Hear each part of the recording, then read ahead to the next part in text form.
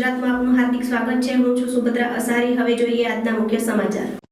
અરવલ્લી જિલ્લાના મોડાસા શહેરના માલપુર રોડ ઉપર આવેલ શ્રી રોકડિયા હનુમાનજી મંદિરના દબાણવાળા ભાગને લઈને તંત્રની કાર્યવાહી પહેલા જ ભક્તો દ્વારા સ્વયંભૂ રીતે દબાણ દૂર કરવાની કામગીરી હાથ ધરાઈ હતી। નામદાર સુપ્રીમ કોર્ટની ગાઈડલાઈન તેમજ R&B વિભાગના આદેશને અનુસરી મંદિર ટ્રસ્ટ અને ભક્તોએ દબાણ દૂર કરવાની કામગીરી શરૂ કરી હતી।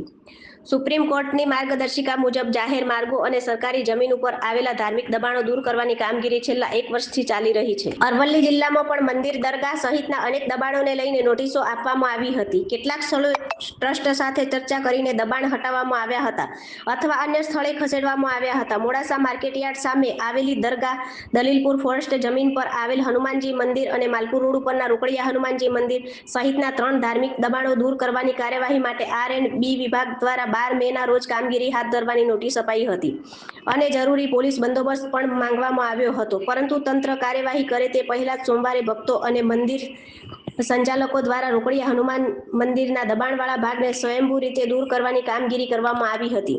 જો કે આસ્થા અને શ્રદ્ધાના કેન્દ્ર સમાન મંદિર સામે થયેલી કાર્યવાહીથી હિન્દુ સંગઠનો અને સાધુ સંતોમાં ભારે નારાજગી જોવા મળી હતી। વિશ્વ હિન્દુ પરિષદ અને બજરંગ દળ સહિતના સંગઠનોએ તંત્ર પર એકતરફી કાર્યવાહી કરવાનો આક્ષેપ કર્યો હતો। બીજી તરફ પોલીસ તંત્ર દ્વારા સમજાવટ અને શાંતિપૂર્ણ વાતચીતથી સમગ્ર મામલો થાળે પાડવામાં આવ્યો હતો। સમગ્ર મામલે શહેરમાં ચર્ચાનો માહોલ જોવા મળ્યો હતો। રિપોર્ટર બાબુસિંહ ચૌહાણ, મોડાસા। ગાઈડલાઈન મુજબ દબાણ હટાવવાનું R&Bના અધિકારીએ કીધેલું કે ભાઈ આટલું દબાણ છે તમારું, આટલું દબાણ તમે ખુલ્લું કરી નાખો। તો અમે અધિકારીને કીધેલું કે ભાઈ રોડ પર દરગાહ બી છે એ બી જોડે જોડે હટવી જોઈએ। તો અધિકારીએ કીધેલું કે ભાઈ બંને દબાણ જોડે તોડવામાં આવશે, બરાબર। તો તમે તમારી રીતે તમારું દબાણ ખુલ્લું કરી નાખો। એટલે આજે શું પ્રક્રિયા હતી? આજે જાતે પ્રક્રિયા અમે જાતે હાથ ધરેલી છે સુપ્રીમ કોર્ટની ગાઈડલાઈન મુજબ। આજે બધા એકત્રિત થયા છે, શું છે સમગ્ર મામલો? નામદાર સુપ્રીમ કોર્ટના આદેશથી જે જાહેર રોડ રસ્તાઓ છે એના ધાર્મિક દબાણો દૂર કરવાની બાબત છે અને આ પ્રશ્ન છેલ્લા 2 વર્ષથી હતો અને ઘણા વખતથી ચર્ચામાં પણ હતો। એટલે આગેવાનો સાથે વહીવટીતંત્રએ મિટિંગ કરેલી, એના અંદર બધાને સમજ આપેલી છે અને ડિમાર્કેશન કરેલું છે અને સ્વેચ્છાએ દરેક બંને સમાજના લોકોએ પોતપોતાનું દબાણ હટાવવાની રજૂઆત અને એમની પણ લાગણી હતી અને એ પ્રમાણે જે દબાણ હટાવવાનું એ લોકોએ ચાલુ પણ કરી દીધું છે। પણ બીજા જે ગેરસમજ ફેલાય છે કે ભાઈ અમુક આગેવાનો આવી ગયેલા અને અમુક આગેવાનો નથી હોય, એ બાબતની થોડી ગેરસમજ હતી।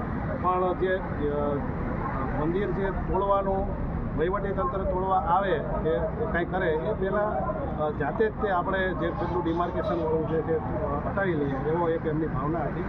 તો એના અનુસંધાન થોડી ગેરસમજ હતી, એ લોકોને આપણે સમજ આપી છે અને શાંતિપૂર્વક રીતે બધા વિખેરાઈ ગયા છે અને હાલ અમારો બંદોબસ્ત ચાલુ છે અને બિલકુલ શાંતિપૂર્ણ રીતે આ કાર્યક્રમ પૂર્ણ થવાનો છે અને એમાં કોઈ વહીવટીતંત્રને કોઈ જગ્યાએ બુલડોઝર ફેરવવું પડે એવી પરિસ્થિતિ ઊભી નહીં થાય એ રીતનું આગેવાનો એમને બાંહેધરી આપી છે અને જાતે જ એ લોકો પોતપોતાની રીતે પોતાનું દબાણ હટાવી રહ્યા છે। તેમ છતાં પણ તકેદારીના ભાગરૂપેનો બંદોબસ્ત રાખે છે। સર, કયા કયા મોડાસા પંથકના ધાર્મિક સ્થળો છે તેનું દબાણ દૂર કરવાનું? મોડાસામાં 3 દબાણો છે। એક તો આપણું આ રોકડિયા હનુમાનજીનું મંદિર છે અને એક દરગાહ છે જ્યાં 2-3 ખબર હોય છે જે રસ્તા ઉપર છે અને એ આપણે માર્કેટિંગ યાર્ડની સામે છે અને એક દલીલપુરમાં હનુમાનજીનું મંદિર છે જે રોડની નજીક છે। તો એ 3 દબાણો છે। ત્રણેય આગેવાનો છે, ત્રણેય મંદિરના એમની સાથે મિટિંગ થઈ ગઈ છે અને એ સ્વેચ્છાએ એ લોકો દૂર કરવાના છે। Thank you sir.